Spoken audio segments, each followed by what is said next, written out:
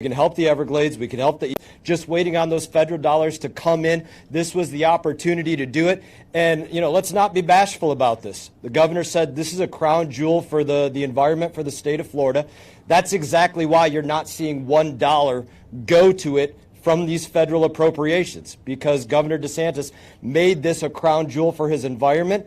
That's the Biden administration sending a middle finger over to Florida, unfortunately. And this is what we see over and over again. You just want to say to this administration, make the... We've, with Brian, of course, we deal a lot with the communities affected by the St. Lucie, and he's been very big champion of that. But, we also have impacts on the other coast of Florida. And when you have these discharges, when you have some of the algae that goes, it's been problematic. I think in 2018, if you look at the west coast of Florida, it was a real big problem with what they were dealing with. And so we wanted to work with those communities, and Byron Donalds has been working with us on that. And he represents those counties in like Lee and Collier who end up dealing with this when you have discharges. So Byron, why don't you come up? Thank you, Governor, for doing this and really for being a leader and a champion when it comes to water quality in our state. I got into the Florida legislature in 2016, so I had the ability to actually vote on the things that our governor and the vision that he's had for the great state of Florida when it comes to water quality. And the legislature, along with our governor, we put our money where our mouth was. But this administration has failed. With all the money that's being spent in this infrastructure bill, they would find some for the EAA. The president just failed to do so, like he does on so many other things. But this isn't about politics. This is about our environment.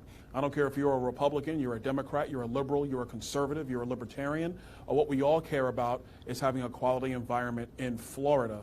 And it is the federal government's responsibility to help restore the very thing that they actually broke some 70, 80 years ago.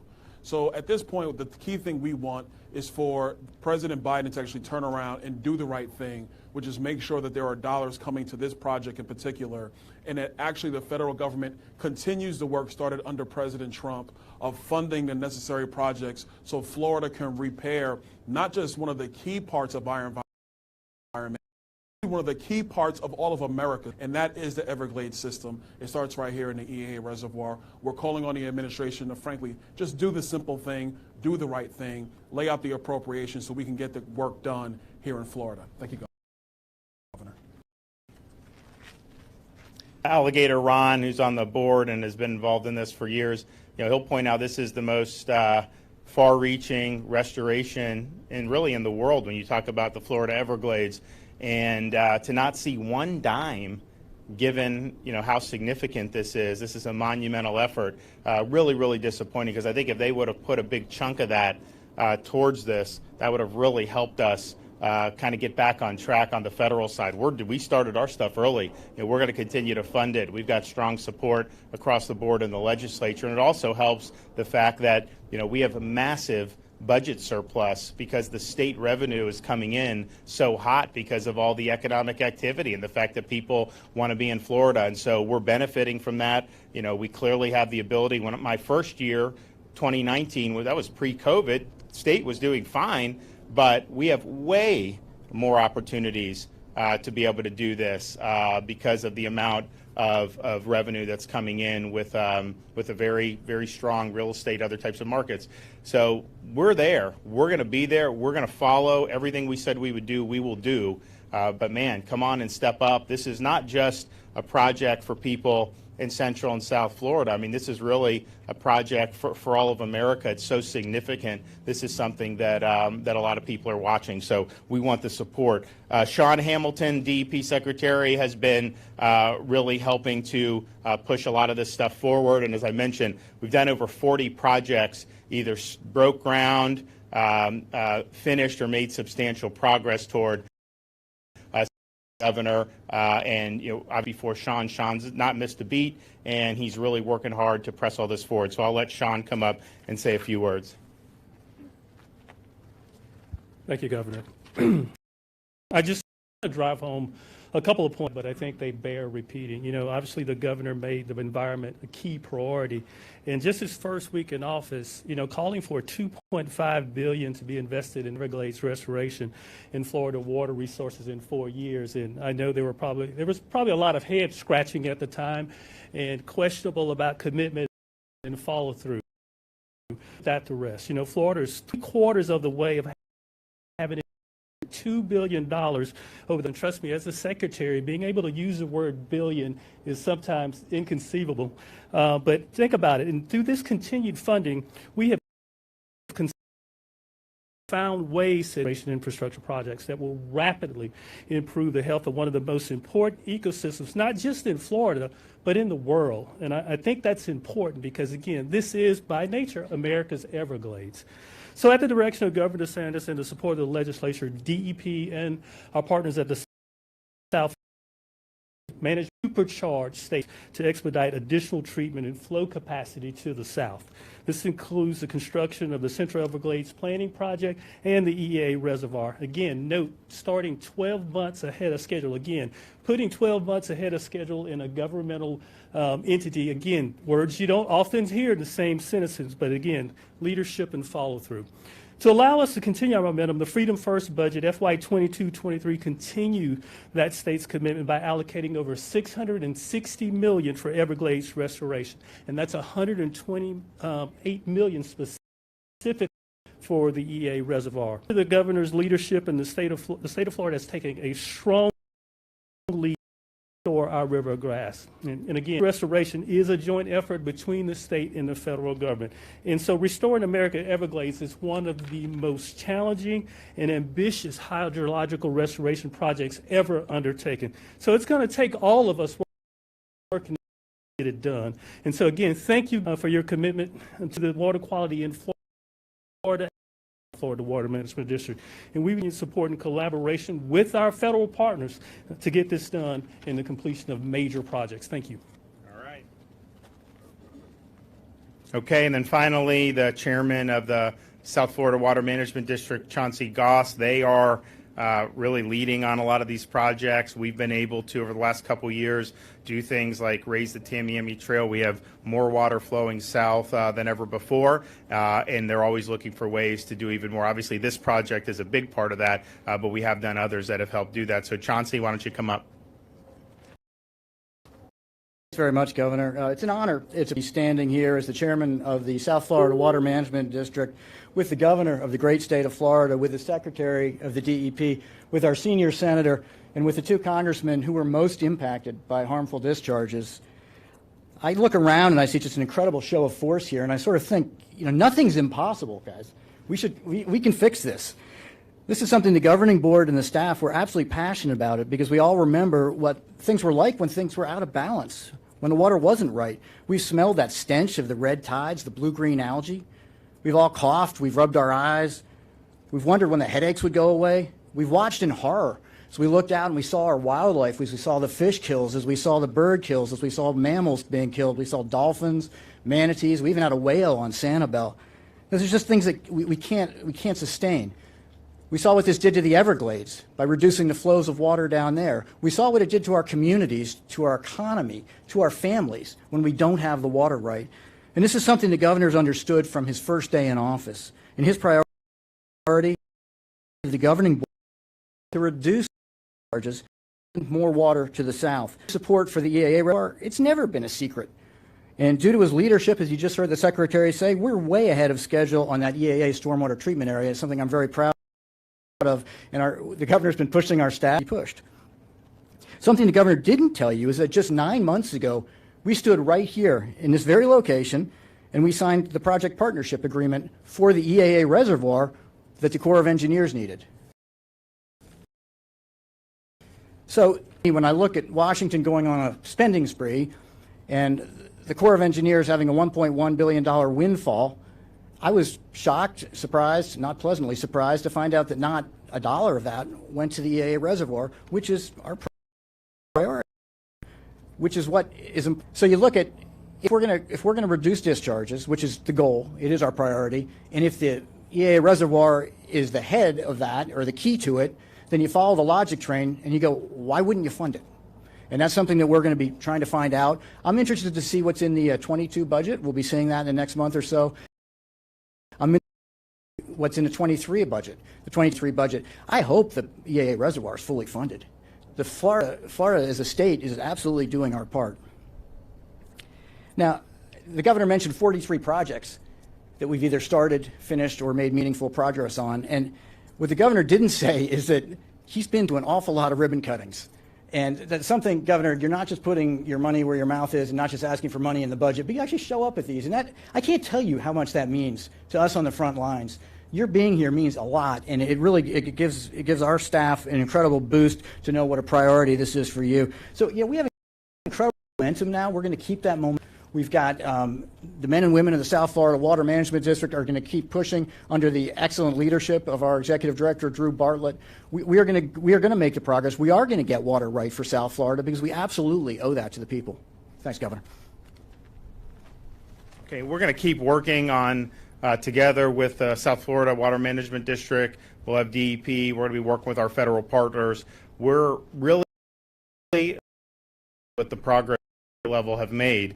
It's beyond our control, but we absolutely believe that with all that money that they're throwing out, they're spending like $15 billion on speed cameras. I mean, you're driving, they take a picture of your license plate, just send you a bill. I mean, I don't like that. It's adding more surveillance in our society. I don't know why you would want to go down that road. But they're putting all this stuff in there, and I'm just thinking to myself, could they not have pried just a heck if they did a couple $100 million, but they could have done a chunk of that reservoir with what they're doing, and that would have been something that would have been very meaningful. But alas, we're here. They didn't do that, but we're going forward with our parts. We're have a great, I think, session in terms of support for Everglades and our water resources, and we're going to continue to put the in the state of Florida. Okay, thanks everybody from people.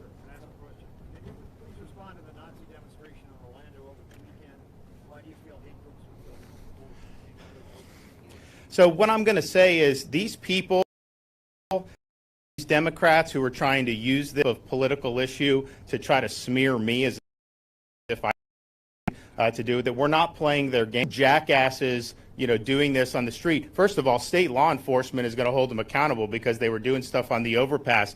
So they're absolutely going to do that, and they should do that. But I'm not going to have people try to smear me that belong to a political party that has elevated anti-Semites to the halls of Congress like Ilhan Omar, that have played footsie with the BDS movement, that even have people in their party that have cavorted with Farrakhan.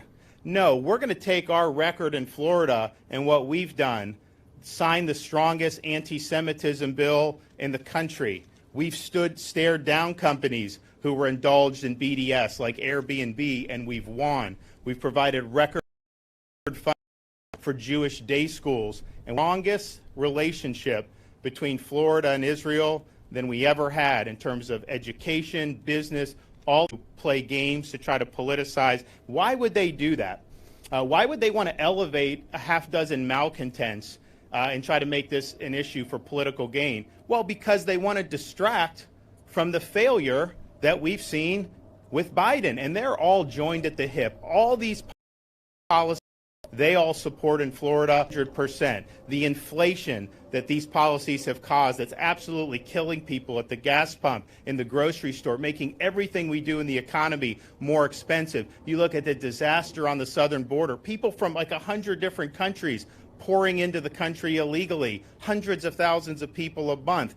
They support those policies. Those are bad policies. You look at the crime throughout the country that's really spiraling out of control because of soft on crime policies. We're not going to let that happen in Florida, but that is something that they're tied at the hip with. You look internationally, how our country's been humiliated, how these other problems are happening, all because of the failure of leadership. And so that is what they're trying to avoid, is being able to be held accountable for that. So we're not going to let them get away, with these stupid things where they're trying to smear somebody unfairly. And I will not be smeared by them. And that's just a reality. And oh, by the way, Florida is probably maybe other than Israel, the #1 destination for Orthodox Jews to move to if you look over the last 2 years, because we do it right, because we have provided tremendous support, and that's just what we're going to continue to do in the state of Florida.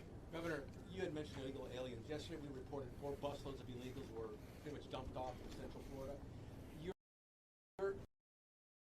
after the actual transport, but what about the hotels that are harboring these illegal immigrants? So first of all, we saw the video yesterday. I've had meetings. I discussed it last night. We had a meeting today in my office where we're getting the details. We've got a lot of assets that are involved in first identifying, what exactly is going on there, and then trying to figure out who's involved. What's pending before the legislature is going to be, I think, anybody who's involved in furthering an illegal migration, can be held accountable. So yes, the bus company that brings them in, if they're bringing them from the southern border here illegally, and I will say, some people say that they're H-2A workers. We'll see if that's true. Obviously, the penalties wouldn't attach if you're bringing people that are lawfully present. But that would be the transport companies.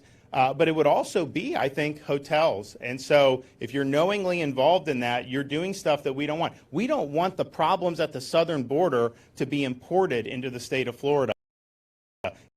That are instrumental in that, held accountable by, of course, denying business opportunities with state and local, but maybe even more important, making them pay restitution for all the costs that's going to end up doing. So that could be the bus, and it could also be the hotel. But we need to get that through the legislature. I think we will, because I think people are very frustrated with what's going on. We're asking for, I asked for $8 million. We're actually going to to be able to redirect some of these folks to sanctuary jurisdictions. I mean, that's just the bottom line.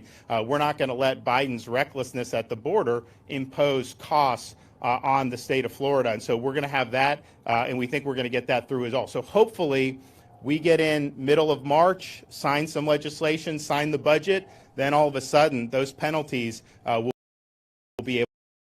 And I think the goal of it all, if you have the penalties, or not, they're not penalties, it's restitution, because they're providing what it's going to cost us to do it. It's a fair thing to say. Governor Childs in the 90s, he sent the federal government a bill because they were dumping people illegally into Florida. And I think that's kind of the model that we're following here. So it's restitution to say, hey, here's what you owe by what you're doing. I think a lot of them are just going to say they don't want to mess with doing this in Florida. I think we'll have provided a sufficient deterrent, and so that's what we're looking to do. But we have not gotten all the facts on that yet, but we have a lot of people who are involved in getting the facts. If it turns out these are folks who are on worker visas, then obviously the bus company didn't do anything wrong at that point. But if they're ferreting people who came illegally from the southern all the way into Florida, and then that's when there's going to be a problem. Sure. Sure. Have there been any awareness in the months leading up to the vote about what was in the infrastructure bill, and had that issue been brought up with the Democrats at all? Which issue? The EAA? Oh, yeah. No, this is a delegation priority. I mean, every member of the Florida delegation, Republican and Democrat, signed a letter asking for a historic increase. The president's original budget, what was it, 131? Where it was underneath the baseline from a year ago. We were asking for a big increase. The problem with the infrastructure budget, it was loaded up with all kinds of stuff that had nothing to even do with infrastructure. If this was an infrastructure bill, you didn't even have more votes. Why does it have all this money for the Northeast Corridor and Amtrak and because of New York, money for California, money for Alaska because of the votes that they were able to get from a senator there, and tree equity going ways, and putting alarms and mandatory infant alarms and every on and on. There's a bunch of money in that bill. Any one of those single projects could have funded this and a bunch like it. Was that brought up? Was it brought up? All the time. Of course it is. I mean, it's one of the key components. Look, this is a state-federal partnership. There is a work plan in place, and it's designed according to not just engineering, but what works best, what would have the biggest impact. So you want to prioritize dollars to the projects that would have the biggest impact. It is widespread and understood in the delegation that these projects work in conjunction with one another, and this one had vaulted to the top of the list. So everyone understood. I actually think it's one of the reasons why it wasn't funded. Understand that had become a priority for policymakers in Florida, and it's unfortunate that that's the tack they've taken. But we're not giving up on it. We're going to go back. We're going to have a regular budget and funding process, we hope, And in it, we're going to push for the additional money because from at the federal level. But was it understood that this was not in? I think it was. A lot of people assumed, right, that if you're going to fund Everglades in Florida, your work plan that's been agreed upon with your state partners, not that you would just gerrymander it and pick the things you want to do for political purposes. It's unfortunate. The price is paid by people and by the state. Senator, this reservoir, is there a time frame it's going to be completed or being started? On the federal side? Both. Drew, best case scenario and worst case. So it's our understanding that the will start a couple of pieces of the road this year. They haven't broken ground yet, but maybe the contract will get awarded this year before October 1st, and then they'll get started. And some of their time frames have it taking 8 to 9 years to get built.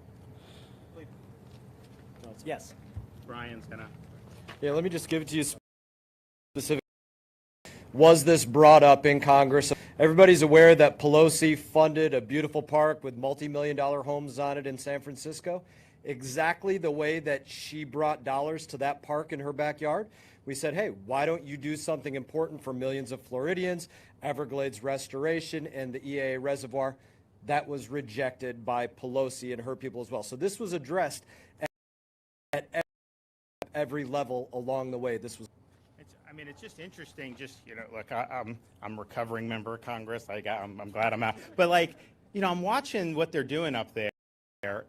As a Floridian, so doing is geared towards helping New York and California and these states. They passed the reconciliation bill, which these guys voted against in the House, that would have cut taxes for wealthy people in high tax states like California, New York. So people in West LA, Beverly Hills, they're getting a big tax cut. In Florida, we wouldn't have gotten anything out of that with our folks. And you're wondering, why would you be supporting that? It just doesn't make sense. But so much of what they're doing is really designed to help kind of, their political bases. And I think that the thing about the Everglades was this isn't really a partisan thing in Florida.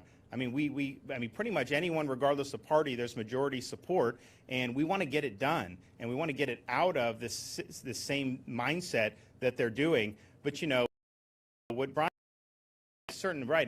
Want something for whatever reason under this administration, it's you're not going to do. I almost thought with the cut it, if I came out against monoclonals, then the next day there'd be a truckload that would be there for that. But that's unfortunately kind of what we're dealing with. But we're not going to let it deter us. And I think most people, when they look at this and say, well, gee, this is the biggest spending infrastructure probably in American history, right? 1.2 trillion. And to not have one dime for one of the most important projects in the United States, that was a huge, huge whiff. But I think that was why a lot of these guys, opposed it, because they say it's infrastructure, but as Marco pointed out, there's a lot of stuff in there that is not infrastructure. There's a lot of stuff that's more ideological in nature, and I just think it's important to say it. I also just think, as an aside, we do $80 million water infrastructure resilience projects, and we're proud of that. It's good. There were reports that somehow that was from Biden, false reports that was from Biden infrastructure. No. Those long-term recovery from CDBG block grants. I think that was enacted, when Trump was still president. And so, we got to get accurate with what we're doing here. So we're happy with what we've done at the state. We do want them to have better priorities. We're also going to be announcing this week additional things that we're doing to strengthen Florida's resilience against storms and flooding. And so this will be our Resilience Florida. We're going to do the biggest announcements yet. So that'll be this week. And I know we've gotten great bipartisan support in the legislature for that. So we're going to keep going there. Okay, thanks, everyone. Appreciate it. Can we get a group shot real quick? Can we get a group shot? Everyone will huddle together, please, and thank